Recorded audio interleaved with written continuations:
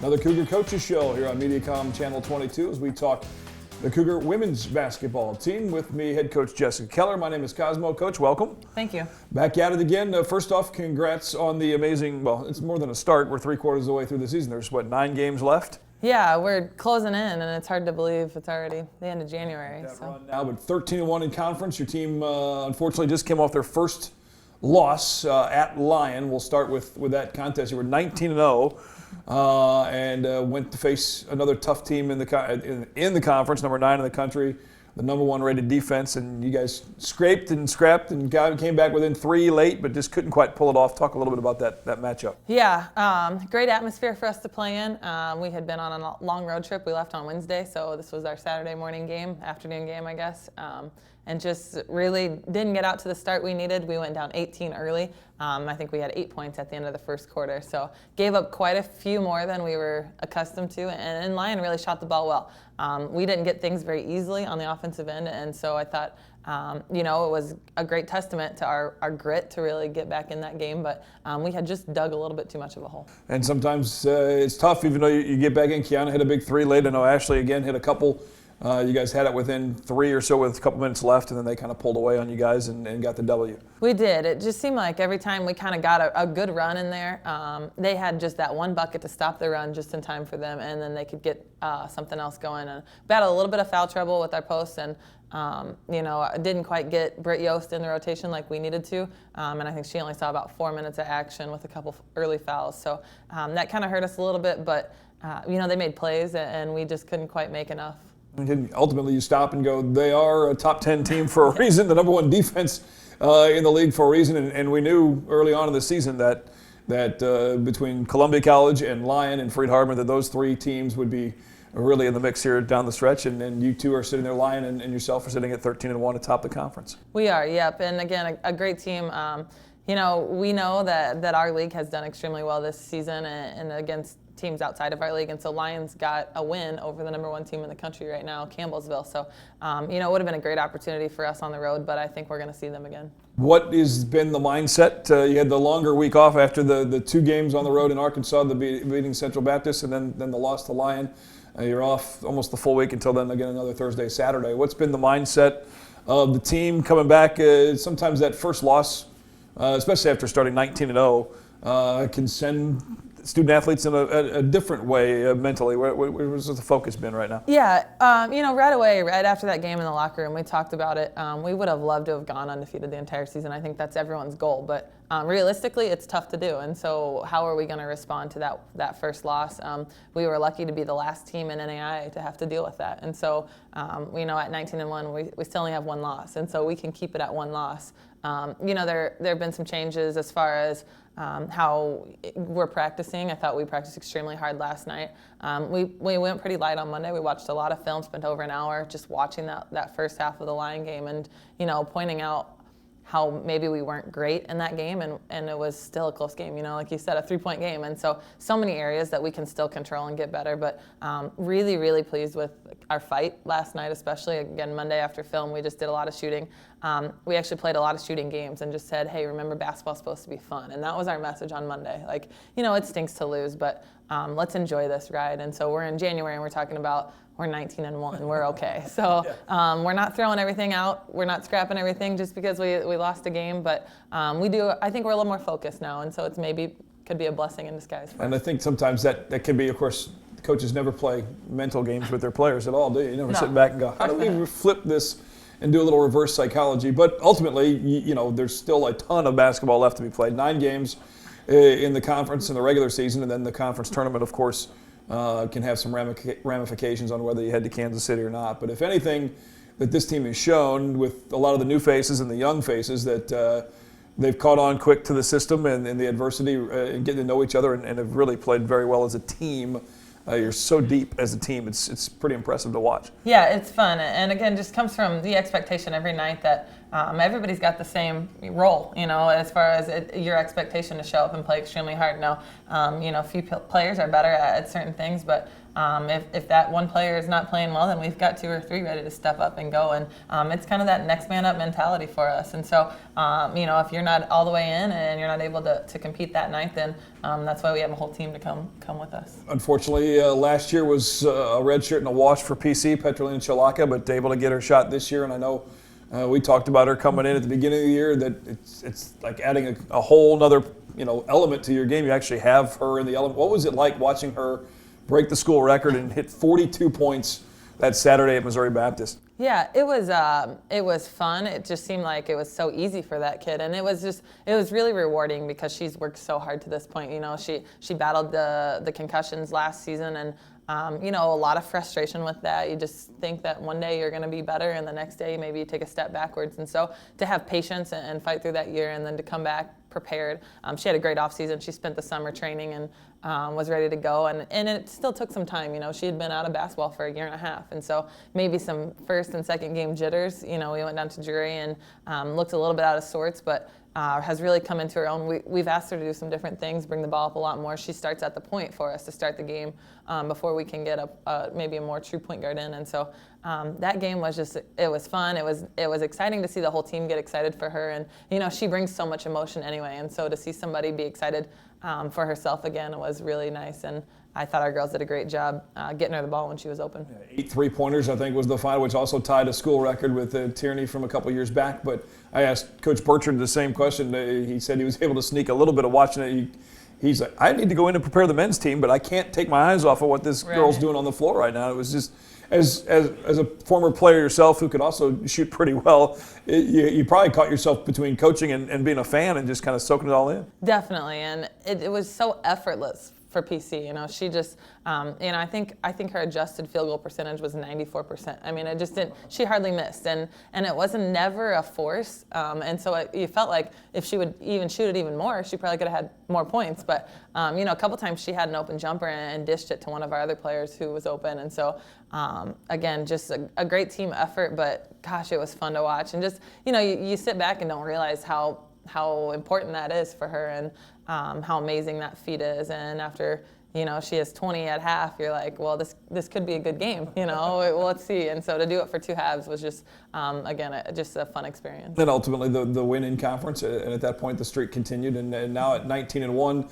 Down the stretch, you've got a couple of easier games, if you will, on paper this week, but then the grind again continues. You've still got a big road game coming up later down the stretch as you head to Freed-Hardeman to take on that squad. I know you guys beat them here, but I know we're worrying about Thursday first and not the rest of the games. One game at a time down the stretch here. But what's the overall focus as far as the coaching staff on the final 9 games of the year? Yeah, for us is consistency. Offensively, I think we're still working to get into our primary offense. We've been able to kind of go with a ball screen motion a little bit more, and maybe not have to execute as much in our primary offense in our motion. So, continuing to focus on some of those motion concepts, and then also, adding in a different motion, just a more open flowing and letting the players make some plays. Important for us as a team to continue to get better, just reading screens offensively, understanding, having some patience, and working a little bit harder for a better shot. A lot of games we can go into and just be more athletic and get a good shot, and then when we see the better defensive teams, it's a little bit more of a struggle. So, embracing that grind a little bit on the offensive end like we do on the defensive end is going to be important for us to have success down the stretch. Cougars are 19-1, 13-1 in the conference, and tied there at the top of the AMC conference with that 13-1 mark with Lyon. And number 6 in the country. The previous at number 5, you only dropped the 1 spot, and that was number 5 was a school record as well, as far as the highest the women's basketball program had been ranked since it came back into existence in 2000. Yeah, good honor for us, and I think it's fun. It's a ranking, so it doesn't mean a ton. It's fun to see that we've turned some heads, and our hard work is really showing. But we ultimately have a lot more games to win, and then want to peak late in March. I always say that number to the left is nice, but the numbers to the right certainly mean a lot more as you head down the stretch. We talked a little bit about PC. We'll talk more about some of the other players and maybe a couple more little tidbits and who you think at this point in the season has surprised you guys as a coaching staff. We come back with the head coach of the Cougar basketball team, the women's team, again 19-1, and a couple of home games over the next couple of weeks. Come see them play out at Southwell Complex. We'll come back with the coach after this on MediaCom Channel 22.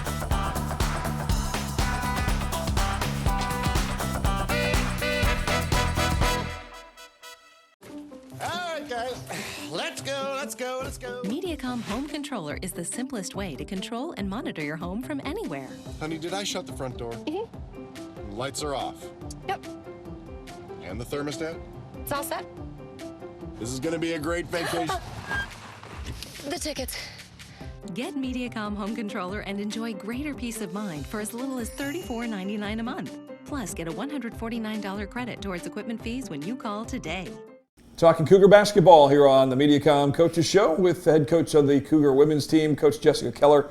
The Cougars are number 6 in the country right now in the top 25 at 19-1, tied atop the AMC conference at 13-1 with the Lion Scots, who sit right behind you at 7. So, I mean, it says a lot for the AMC conference. 2 teams in the top 7, and you guys were as high as 5, and they've, right there with you guys. We mentioned Petrolina Chalaka back this season after being injured last year, had the 42 points against Missouri Baptist, which just saying that, you have to stop and kind of go, wait, what? How was it? And then you see the highlights and the rest of the stat sheet, pretty unbelievable. The other side of things, the senior Corey Hamilton, again, has been just kind of that stereotypical Cougar basketball player that grinds it out, that leads by example, that really just gets after it at both ends of the floor and from the area, from Fulton, and has just had an unbelievable senior season. Yeah, she sets the tone for us, and she's kind of that kid you wish you had 12 of, She goes so hard. I'm not sure how anybody would survive a practice. She typically gets pretty banged up in practice because she is going so hard. She makes plays in practice, too, that are just unbelievable. A steal, rebound, layup, falling down makes it look like another day's work. So, it's great to see her flourishing, especially again this season. It's tough. She came into the season as our returning All-American, and so, teams were keying on her, and she had a lot of expectations to live up to, and she's done that now with Petrolina. Obviously, it helps kind of alleviate a little bit of that. If teams have to scout for her as well, but Corey has been, especially lately, just right back in the groove of things. And it seems, she's always had a high intensity level, but it seems like towards the end of last year, but especially this year, there's a little more extra oomph going on. There was a couple of situations I know on a steal and an and one, and she gets fouled, and there's a little verbal passion, if you will, in the way she kind of gets out there and hustles. Yeah, and it's totally her confidence level. Her confidence is sky high right now, and she's earned that. And I think she knows she's a senior and she's a leader and she's a team captain, and that's part of her role is to really lead by example. So it's fun to see her, enjoying that role as well. Again, some people not necessarily like that kind of pressure, and I think that she's done a great job. On the flip side, you go to a couple of your freshmen that have really shown with Ashley Marlett and Morgan Brandt, who I know when we talked on the show when they were first signed and recruited to come in, that especially talking about Ashley with all the shooting records that she has down at St. James, that she could really shoot the ball, that your big question was going to be whether or not the speed of the difference between the smaller school and then coming into the NAIA and the college level, whether the speed of the defense in front of her would slow that shot or that accuracy down, and we've certainly found at this point that doesn't really affect her at all. No, not at all. I think, the biggest defender for Ashley is herself when she doesn't shoot it. So we're begging her. You can probably hear me on the sidelines, begging her to shoot it anytime she's open, because when she's shooting almost 50%. So, every other time it's going in, and that's just awesome for Corey inside, to stretch the defense, for PC, who takes it off the dribble, and then for everyone else on the floor. Not to mention, adding 3 points is nice, and an extra point than just the layups that we can get. But she does so much more. She can shoot it, but she can also create a shot, create her own shot. She can get all the way to the rim. She finishes it different ways. And so I think that's been unique, maybe for a freshman especially, that she's so talented already and just continues to get better. And I think if I read the stat right before the show, 12.6 points a game is the average. That seems low. It seems like almost every time, at least the home games, you look up and she's around 17, 19, 20, and hits the 52 threes on the year. As you said, almost 50% from three-point land as well. Right, yeah. The more that she shoots it, the more points that she's getting. And so, it's nice because we do have so much depth, and so we don't play all of our kids the full game. We've got 13 kids that are getting in nearly every game, and so I think that maybe our numbers are a little deceptive because of that. If you take a look at our depth, we've got so many players that average more than most teams' top 2 or 3, and so we're fortunate that the numbers maybe do seem a little deceptive, and hopefully in the national tournament, if teams start preparing off of just stats, then maybe they'll look past her and leave her open. So. Oh, and then not just the fact that she is a freshman, but she even looks younger. She looks like a high school freshman. Sorry, I'm just saying it's true. And I didn't, until you actually start seeing her in gameplay, and then once the ball goes up and the whistle blows and the clock starts ticking down, she's all game. She is, great game face. Just kind of always kind of that steady emotion. Doesn't get too excited, doesn't really ever get too down on herself or her team, and so that I think maybe helps her competitively. We had an official. She takes it well. Had some officials ask if she was old enough to play, and one nicknamed her the babyface assassin. So hopefully that one sticks. But she has proven that she is very capable to be here. Well, it's certainly a fitting nickname, if you will, because my daughter's 12 and a half, and sometimes I wonder if she's the same age, but she can certainly play. And then Morgan Brandt, your other freshman that gets a lot of playing time, has also just been very steady, very consistent. You can just tell on the court she's just calm, cool, and collected. She is, and she does so many things that, maybe don't show up in the stat sheet. If she's not grabbing a rebound, she's a great rebounder, especially in that kind of guard forward position. But she's getting tips on balls. She plays inside and out for us, and that's important, especially defensively. She helps us kind of go to a smaller lineup, and she shoots it so well. She's battled, a little bit of injury, but one of the toughest kids we have. She and Corey just battle every day in practice and make each other better for it. But I think they're about tired of going against each other at this point. So, the kid that we're over at Stevens in the first play dislocates her finger and puts it right back in and is right back in the game. So you just don't see a lot of that from anyone, let alone a freshman with that mentality of, I'm going to do it. Unfortunately, at Lyon, was battling the flu and got sick right before warm-ups. Wanted to start. If I asked her, checked with her, and I'm fine. And so she started her, and about the second trip when I subbed her out, she got sick again. So was battling it. But again, a kid that had a great game, for somebody that there are no excuses for that kid, and she's going to do the dirty work. Most definitely. And then KP, Kiana Pearson as well, has been kind of a steady player here for the last several years. And this seems to be an extra spark with her both on and off the court. She is. She's just such an electric person in general. I think, we've had a lot of conversations as a coaching staff with her that she just changes the room when she comes in it, and she changes up the feel when she gets on the floor. Something that no other team can match off the bench for us, and so a great tool. We kind of save her a little bit and bring her right in off the bench. Unique. She would be starting at any other school in our league, 100%, but she's accepted her role and does a great job. And I think she's really just changed her mentality and has gotten better. Just goes so much harder every day. When you stop with your staff and kind of evaluate this team, who's a player that you knew they had the skills coming in this year and you had an expectation level, and they just kind of blasted right past that plateau that you had, or that mark you thought they would hit? Yeah, I think, honestly, Brittany Yost has been a huge part of our run. And if you go back and look at some of those close games, the Baker game at Baker that we win, she gets in there, and her 4 points don't look like a huge thing, but we were struggling to shoot it, especially from the post position.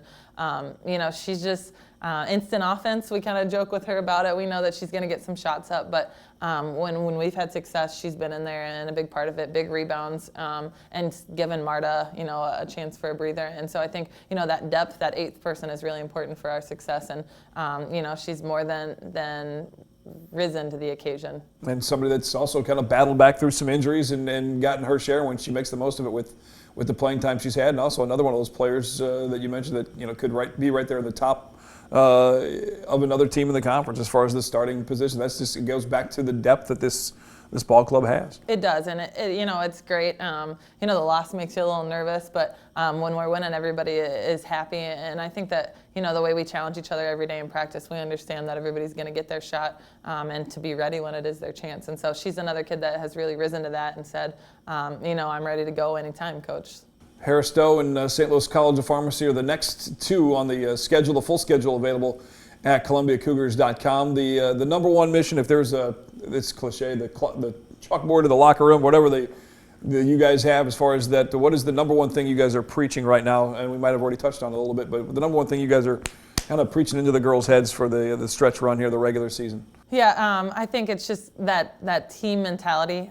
Defensively, I felt like at Lyon in our one loss that we had a little bit too much of the one-on-one game going on both ends, and so embracing that we can rely on our teammates a little bit and fulfilling that aspect of what are you doing to help your team as far as not being stagnant on the offensive end and just waiting and watching what Corey's doing with the basketball or what Marta's doing with the basketball or what PC is doing with the basketball, but getting yourself open, getting your teammate open off some screens, and also on the defensive end, more gap defense, and that's going to come into play right away Thursday night against Harrisville. Number 6 in the country, the Cougars at 19-1. Probably, it sounds pretty good. Every time you get to hear that a little bit, sometimes you have to stop and go, hey, this year 2 is going pretty well. Yeah, it's been fun. It's been a good ride. So the one, never want to be happy about that, but we're still at a good position. 9 regular season games left for the Cougars in conference play. And again, the schedule, as I mentioned, on the website, ColumbiaCougars.com.